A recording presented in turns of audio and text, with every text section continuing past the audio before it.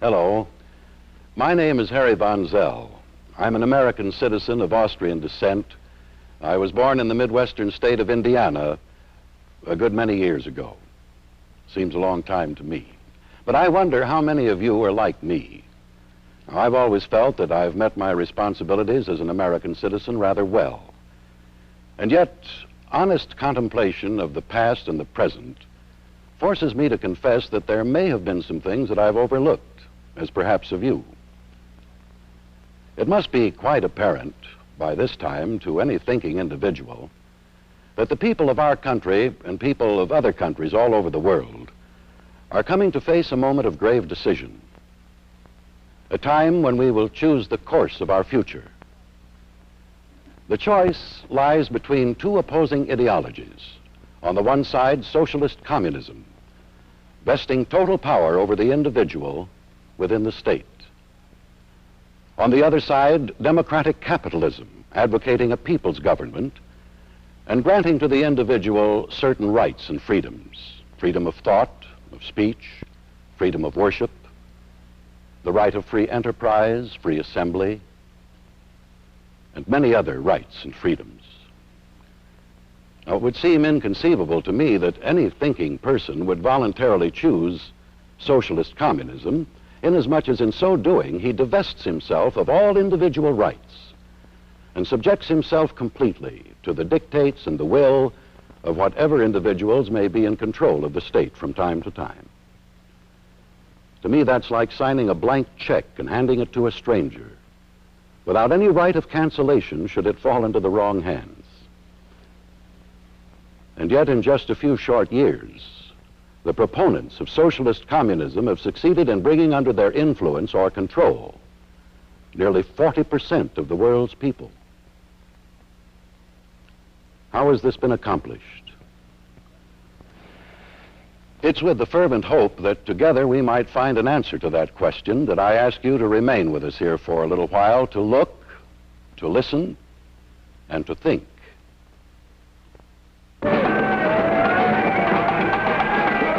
You are watching a student riot in Caracas, Venezuela, protesting the visit of a vice president of the United States. This mob was incited and led by known communists. Moscow to Montevideo.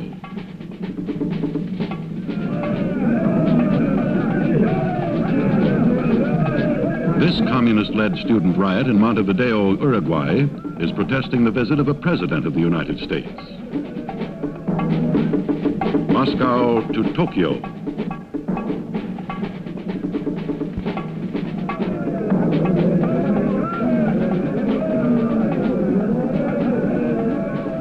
Japanese students rioting in Tokyo, inflamed and led by communists, protesting the Japanese-American Peace Treaty.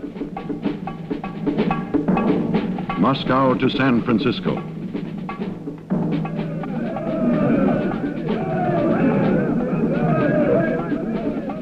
These are American students in San Francisco, led by known communists. They are protesting the House Committee on Un-American Activities.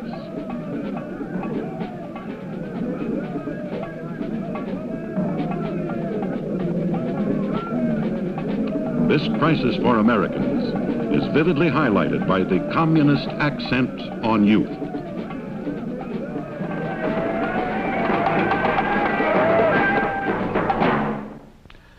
May I present our program moderator, Mr. William J. Teague, Vice President of Pepperdine College of Los Angeles.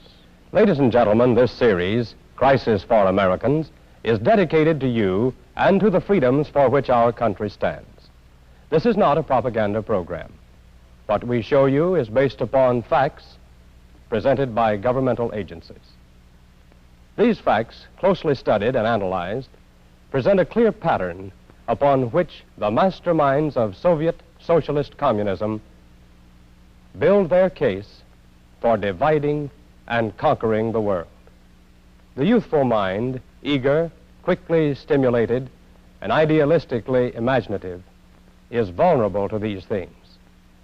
In many cases, the responses are completely emotional rather than intellectual. The result, such demonstrations as we have just witnessed. Let's look further and see how the communist sees every opportunity to achieve their goals.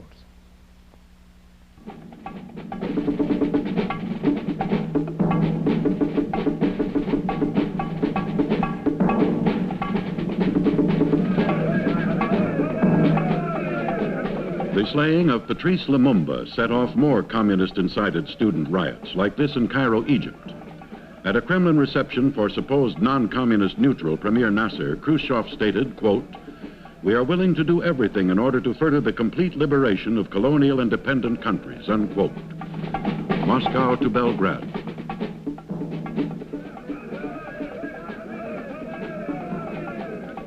In Tito's supposed non-Soviet communist neutral Yugoslavia, this student riot.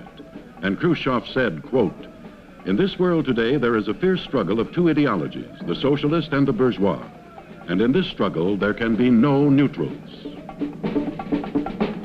Moscow to Paris.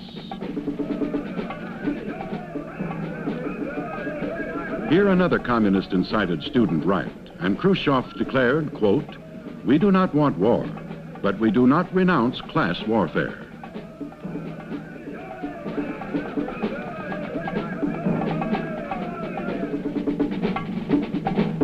Moscow to Cuba. Another proud accomplishment of communism. In Stalin's words, quote, "Lenin never regarded the Republic of Soviets as an end in itself. To him it was always a link needed to facilitate the victory of the working people of the world over capitalism." Moscow to New York. The United Nations. This happened. Why?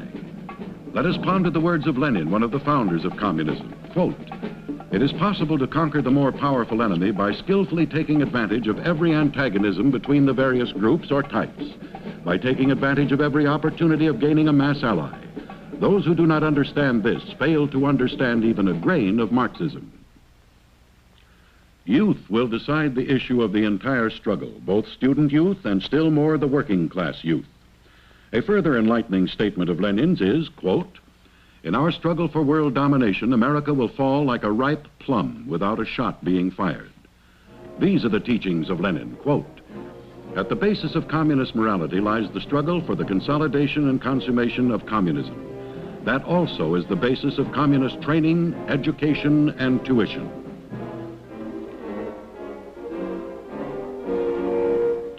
Stalin, furthering the Marxist-Lenin world domination theme, reminded the communist youth of the world, and I quote, "An internationalist is he who is ready to defend the USSR, because the USSR is the base of the world revolutionary movement," unquote. Here is another quote from Stalin, quote, "A revolution which has been victorious in one country must regard itself as a means for hastening the victory of the proletariat in all countries."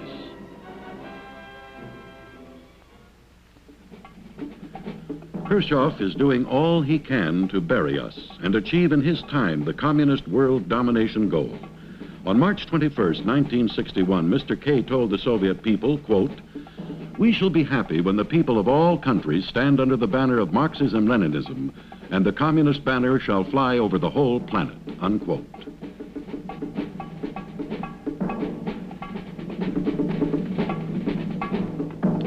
His militant ally, Chinese Communist Mao Zedong, is quoted in the official Peking People's Daily as saying that coexistence with capitalism is impossible and that warfare with those forces is inevitable.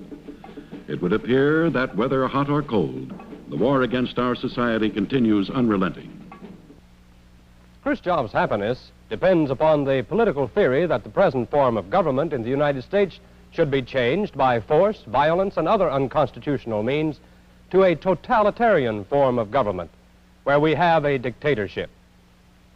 This is what Khrushchev advocates for us and our grandchildren. One-party government. People ruled by dictators and bureaus and not responsible to the people. Controlled by a police state. Wages and prices fixed by the state. Workers told where to work. All means of production owned by the state. The same true of all forms of communication. And worse, the state controls education. confessions of people accused of crimes obtained by pressure. Let's see how happy the people really are who already live under the banner of Marxism-Leninism.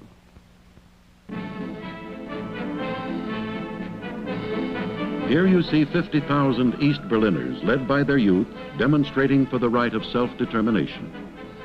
When the communist puppet regime calls for Soviet tanks, the people are enraged. A communist red flag goes up in flames. Russian signs are demolished. Soviet uniforms being tossed to the crowd are torn to shreds. It would seem to belie Mr. K's confident words, quote, "The Germans in East Germany do not wish to return to the old way of life," end quote. These insurgents have no arms. They throw stones and use sticks against the Soviet tanks. The crowd unleashes its fury on Red sympathizers and fellow travelers among them. East Germans will never forget their one day of freedom, June 17th, 1953. The East Germans were fighting for the right to live in a free republic such as ours, where, in a republic, there is no limit on the number of political parties or candidates for office, where the people are free to differ from the party in power and vote for other candidates, where people are governed by officials responsible to the people, and where wages are determined by individual or collective bargaining. And we have the freedom to choose our own jobs, where the people own the means of production, where we enjoy free press, free speech, freedom of religion,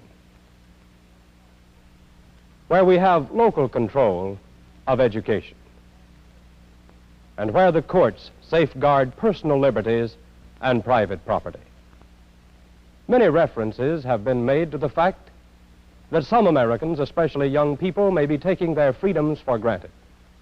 To comment on this alleged apathy, we have invited a top expert on communism, Dr. Strauss Hupé, who is director of Foreign Policy Research Institute at the University of Pennsylvania and professor of political science. Professor Hupé. Thank you, Mr. Teague. Of course, students should be encouraged to learn more about national and international affairs. I'm not sure that students as a group are more apathetic about international affairs as are other groups of our population. Perhaps one of the main reasons for their interest not being as consistent as it might be is the lack of clearly stated foreign policy objectives. This does not apply to students alone, it applies to every one of us. If we know upon what to focus, then indeed we can study what we need to study. But in the absence of clearly stated objectives, it is very difficult to see exactly where we should begin. Now, to be sure, students ought to study more. Yet, in order to study, they must have available the necessary materials. There are many good books, many interesting articles, which tell us what communist objectives are, what the communists want to achieve in the world, what their strategy and their tactics are. Now, these books, of course, must be available to the students, and they must be made available by the appropriate teachers. This is a very complex process, and I cannot see any shortcuts to remedying the alleged apathy of the American student. To help you get the information Professor Hupé mentioned, may we suggest your public library as a source of hundreds of books, magazine articles, pamphlets, newspapers, and audio-visual material on communism. Here are just a few. Masters of Deceit by J. Edgar Hoover, an excellent book on anti-communism. The Naked Communist by W. Cleon Skousen, formerly of the FBI. And The New Class by Milovan Djilas, a former official of the Tito regime of Yugoslavia. You can also get these books and materials at independent bookstores, as we did. Now let's take a look at some material written by top communists.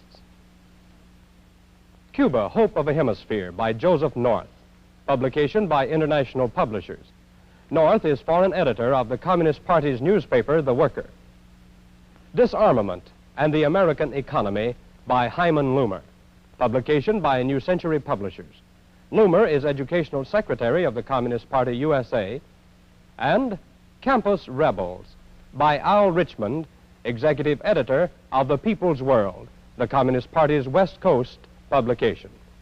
In Campus Rebels, Richmond presents the case for the students involved in the San Francisco riots 1960. Pertinent to this student incident are these two U.S. government publications, Report by the Committee on Un-American Activities and Communist Target Youth by J. Edgar Hoover. In this report, Mr. Hoover states, the plans for the format of New Horizons reveal the nature of the trap communists are setting for our campus students. Rubin pointed out to the party's National Executive Committee that New Horizons will not be labeled a Marxist publication. The purpose of this is to avoid too close identification with the Communist Party. But it will, he said, give a Marxist analysis of the youth movement and a socialist outlook. He expressed the conviction that it would be extremely effective in closing the gap between what he termed democratic youth and youth on the left. Mr. Hoover declares, particularly unfortunate is the fact that many youth and student groups in the nation today are totally unaware of the extent to which the communist can victimize and exploit them.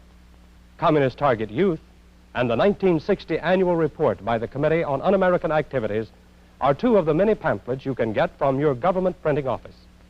Material from this official list of publications relating to various aspects of communism are for sale at a very nominal cost by the Superintendent of Documents, U.S. Government Printing Office, Washington 25, D.C.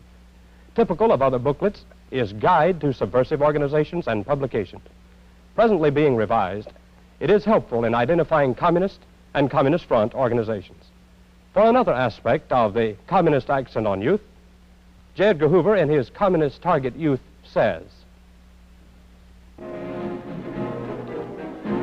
the communist lures to subvert youth of other countries are tempting and varied. There are, for instance, the World Youth Festivals, which have been held every other year since 1947. The seventh such affair, held in Vienna 1959, attracted thousands of young people from America, Africa, and Asia, as well as those from the Soviet satellite countries. Referring to communist youth, Hoover goes on to say, quote, from their earliest days, these young people must learn to accept the course dictated for them by the almighty state, unquote. Khrushchev bears this out in a speech at the 40th anniversary of the Komsomol, Young Communist League, quoting Khrushchev. Young people often wonder what a person in communist society should be like. This can be answered briefly. He should be a true Leninist. One is born in a socialist society, and one lives first of all for the community.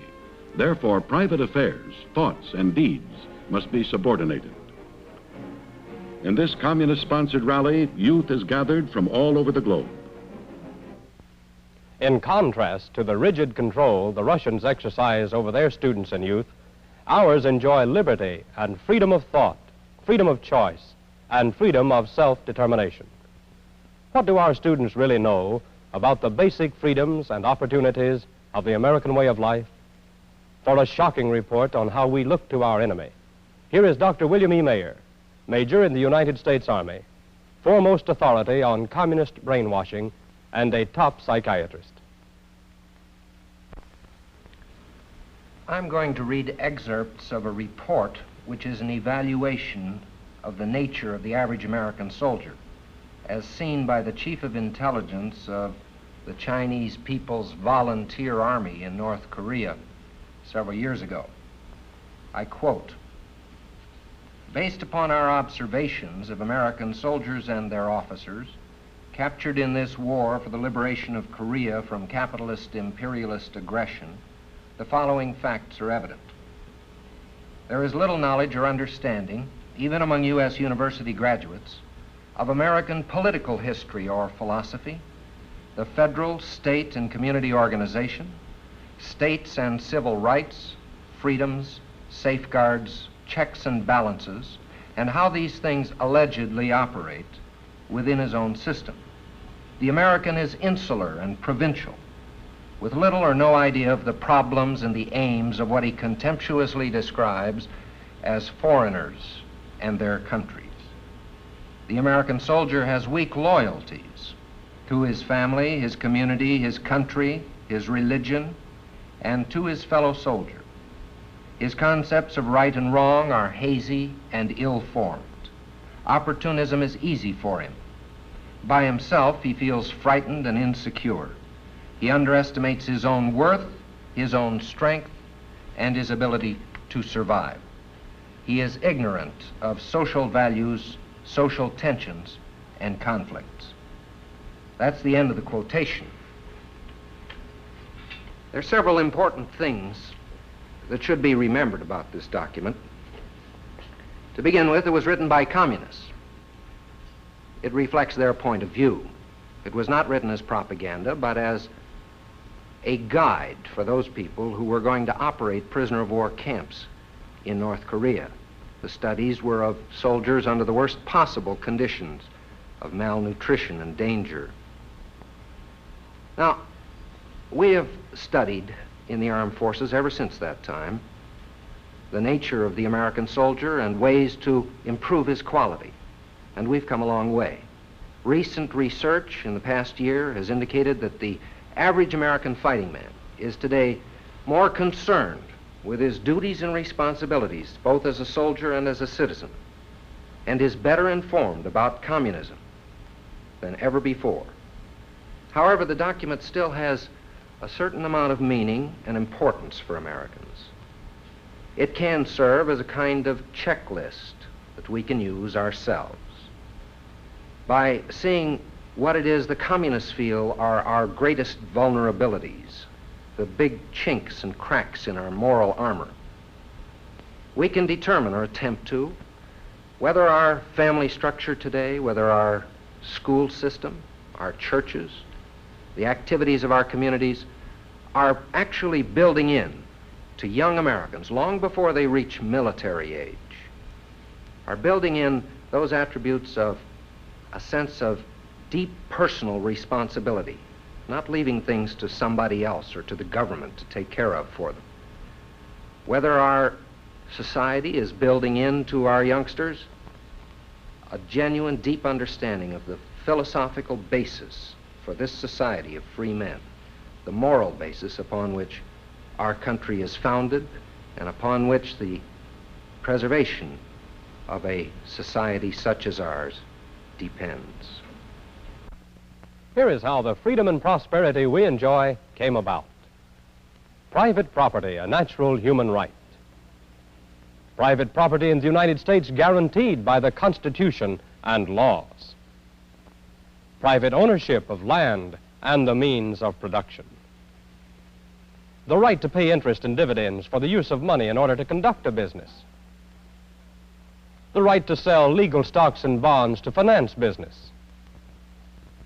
People free to organize and conduct any legal business for profit. Our system stimulates initiative, industry, creativity, and independence. And it develops the natural resources of the nation and ensures large production of goods and services and employment to many people. In the face of what we have to offer, how do communists gain control of non-communist governments? Let's take a look. By military occupation, by expelling non-communist officials, by the army appointing puppet officials, by obtaining military and police powers, controlling the legislative procedures, by propaganda creating political and economic unrest, controlling the courts, terrorizing political and economic opponents, by obtaining government positions and secrets.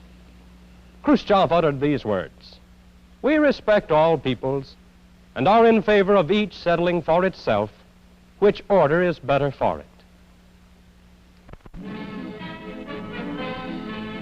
This is Budapest, Hungary, October 1956. University students are demonstrating their approval of Poland's successful defiance of the Soviet Union. Their ranks quickly swell with public support. They assemble in the tens of thousands to hear members of their writers' union oppose the Communist Party government leaders for oppressing freedom, distorting the truth, exploiting labor, and abusing the farmers. The students demand an end to Soviet domination. They want their own flag without the Soviet emblem in it, the symbol of alien rule. Khrushchev had this to say, quote, "The lesson of the events in Hungary where the counter-revolution used some writers for its filthy ends reminds us of what political carelessness can lead to in relation to the intrigues of the forces hostile to socialism," unquote.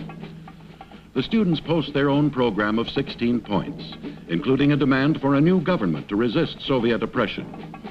They march to the Budapest radio station to make their program known to the nation and to the world. Their delegates are arrested.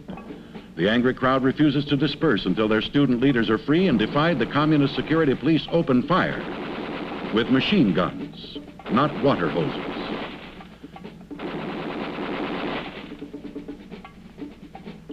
Freedom fighters rally to fight the Soviet tanks moving in during the night. Khrushchev said, "We had force in our hands and the truth was on our side. Our truth is the truth of the workers. We were faced with the question, what to do? Reason urged that we help the workers and the working class of the Hungarian People's Republic. Comrades believed me that it was difficult for us to make a decision, but we considered that we could not remain indifferent spectators when emboldened fascist elements embarked on bestial outrages against workers, peasants, communists, and others of the best representatives of the working class of Hungary," unquote.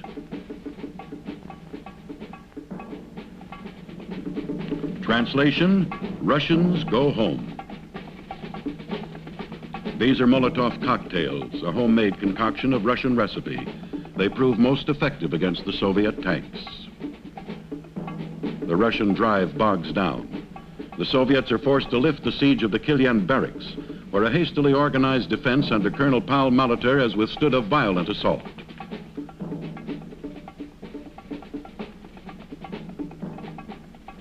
The inscription reads, "Free Hungarian Radio." A free press rolls.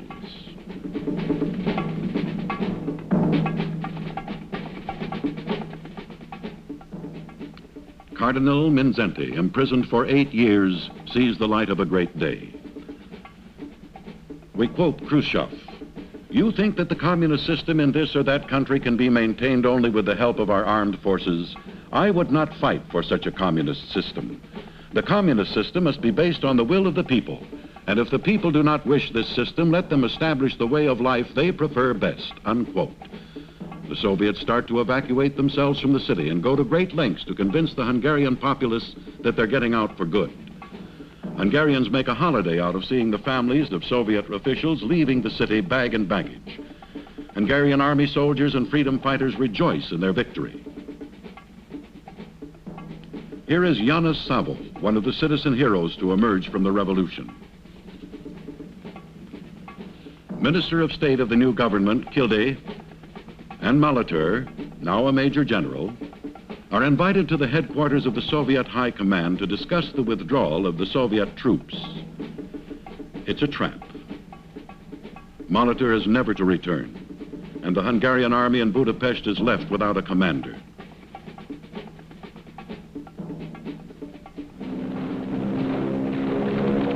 Now Soviet bombers signal the beginning of a crushing tank assault on the city, backed by big guns. Khrushchev explained, quote, "We are convinced that the Hungarian working class will never give the counter-revolution an opportunity to raise its head. We must warn amateurs against all kinds of provocations. The Soviet Union is always ready to come to the aid of its friends and resist the enemies of socialism. It is well known that in their attempts to undermine the foundations of the people's democratic system, the enemies of socialism were relying on the young people, trying to deceive them with false slogans and to deflect them from the correct path. In connection with this, we must constantly increase our vigilance and pay more attention to the correct upbringing of young people." 3 months following tributes paid him as a hero of the revolution, patriot János Szabo was hanged. From its inception, communism has sought to beguile, to deceive, to ensnare, and to employ others to unwittingly serve its goal of worldwide domination. The idealism of youth has been misused to bring about social upheaval and political chaos. Communism is not interested in healing any breach or resolving any schism.